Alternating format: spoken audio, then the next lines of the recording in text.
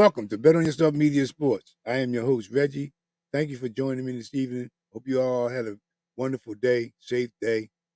It's Friday. Get ready for this weekend. Let's go. I'm just going to touch on a few basic topics about the Eagles defensive coordinator and him. Got some guys out there that he's been trying to bring into the fold here in Philadelphia. I think is the quality of guys he's bringing in is going to be something special for us. But here we go. Before I get started with that, I'd like to thank all y'all for your subscriptions. I truly appreciate y'all guys for subscribing to my channel. I'm truly blessed for y'all for doing that.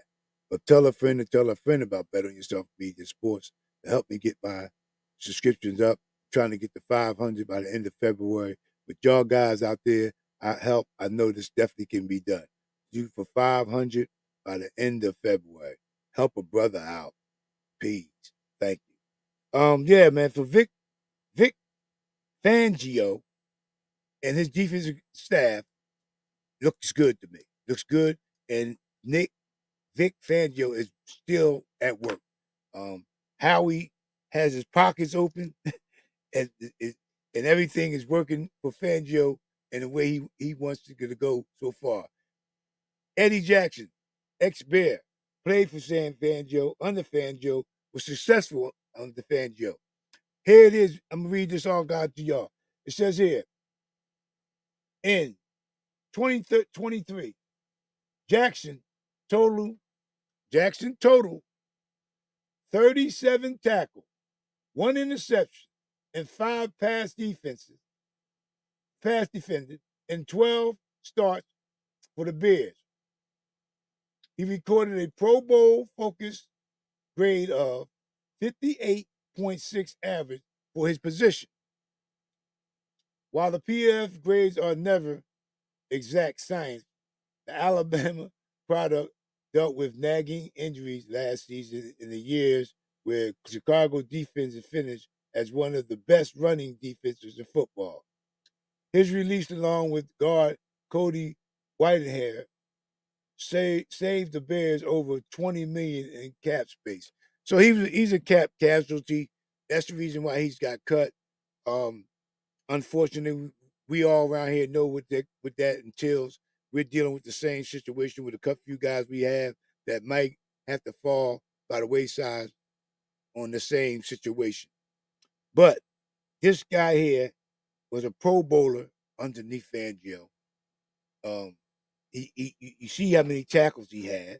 That's pretty good for me for a 30-year-old guy. A lot of people think that he's 30 years old. What he got left in the tank? I think he's still got something left in the tank, provided he's in the right system. Just like Byard came over here last year, didn't look like the Byard that we thought we was going to get because it's the system. Now with the Fangio deal, if Fangio comes in, he might be what we thought we had when we brought him in last year to play. Speaking on Byard, so I'm not giving up on Byard until Fangio could put his hands on him in the system that he had. That's the deal with Byard.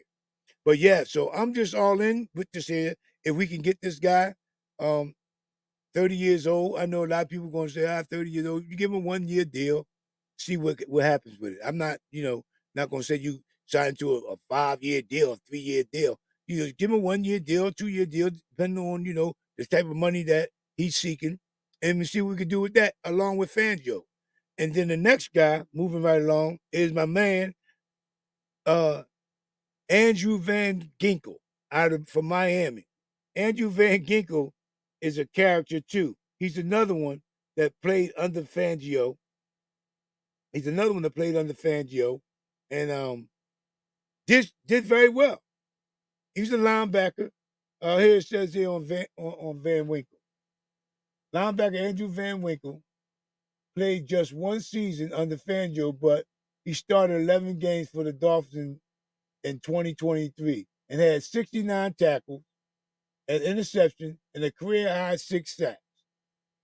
Under Fangio, Van Ginkel, he's 6'4", 42 pounds, showed off his versatility, playing some inside linebacker, but also on the edge, especially after some injuries started piling up. That type of versatility could be intriguing for the Eagles as they start their fresh with Fangio. And last season, Van Ginkel was was thinking about leaving as a free agent when Fangio called him and told him that he was good fit in this defense. Van Ginkel ended up being the highest rated grade player on that Dolphins defense last year. So I mean, that has to have some kind of merit when you got a guy that succeeded under your system. He was ready to walk away from the Dolphins last year, and Fangio brought him along and told the man, "You are fit for my system. I got you. Let's make this thing work." He came back to the Dolphins, went sack crazy, and did what he had to do. You know what I mean? Hit that like button if you haven't already. And like I said, please tell a friend and tell a friend about Betting Yourself Media Sports. Trying to get 500 subscribers by the end of February. With y'all guys' help out there, I know this definitely can be done. Don't let me down, please. But yeah, man, I'm just, want to know what y'all guys think about the Nick Fangio and what he's done with his defensive staff and which way he's going with the defense altogether. We just picked up a guy yesterday from Detroit, the outside linebacker, Julian Okawa. So he's doing his due diligence. We signed the kid Terrell Lewis. We got another kid, Watkins from Cleveland. So it's going to be great competition back there in the linebacker room. It's going to be great competition, and these guys get to come in and go through the whole camp, mini camp, preseason, OTAs. So it's going to be some real dog fights out there coming up this season, I believe, at camp. Uh, Kobe Dean, him being a liability to us after 2 seasons. We got to protect ourselves and bring in these other linebackers as we are. So, with that being said, y'all know what we said right here. Yep, be good, be safe, God bless, keep the main thing, and have an attitude of gratitude. Until next time, peace, born strong. Come join the family. Holla.